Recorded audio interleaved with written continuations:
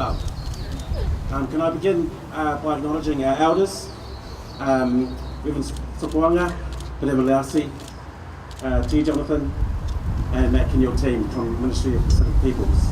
Can I also acknowledge someone who's given an apology today, and that is the current Minister of Pacific Peoples, Alfred Ngaro, my brother from the Cook Islands.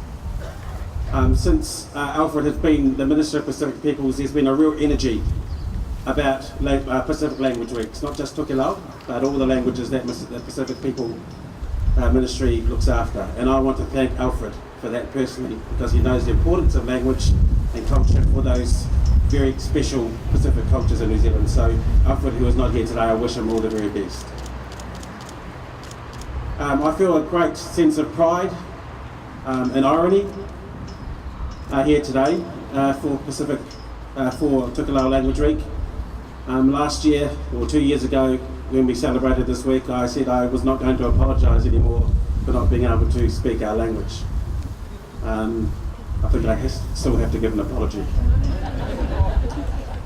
But as someone now who's going to be part of government, I'm proud to say that one of the commitments that we have made is to putting more resources into the 5 important Pacific languages that are important to New Zealand culture, Tokelau being one of them.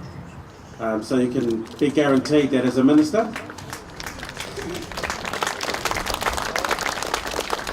and as a proud Tokelauan, I'll be making sure we can do as much as we can to even more invigorate those 5 languages. And of course, I'm going to have to start taking some lessons from Mum. But there is a reality, and again, I'm the irony in this, is that we have to do more. Some of the stats, that 32% of the Tokelauan population here in New Zealand can speak the Tokelauan language, simply isn't good enough. And something that we've been doing or not doing has to change. And I think some of that will come from government, but a lot of it has to come from this community itself. And if we've got 32% of people who can't speak Tokelauan, that means there's another 2/3 out there who can't, and who would probably like to be here today and enjoy the celebration. So I think there are ways that we may have to change, not just the resources, but also the way that we interact with people from our community who can't speak the language. And I think it's a reality that we have to start facing up to. How can we do things differently, just instead of the numbers going backwards to those numbers going forwards? And there's a lot of New Zealand-born people, especially young people, who I think who are struggling with the reality of living a Tokelauan life and a New Zealand life. And we have to figure out how we make sure that they can live both and be confident in this country. And that's a bit of a challenge to our community, and to live up to that, to make sure that those numbers turn around.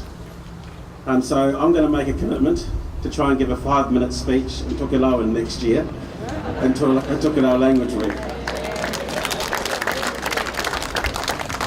Sorry, Mum, you're going to be very busy. This week I'll be sworn in as a Minister of the Crown, and that's a very proud thing for me. But I think I'd like to thank this community for getting in behind not just me, but the notion of collectivity.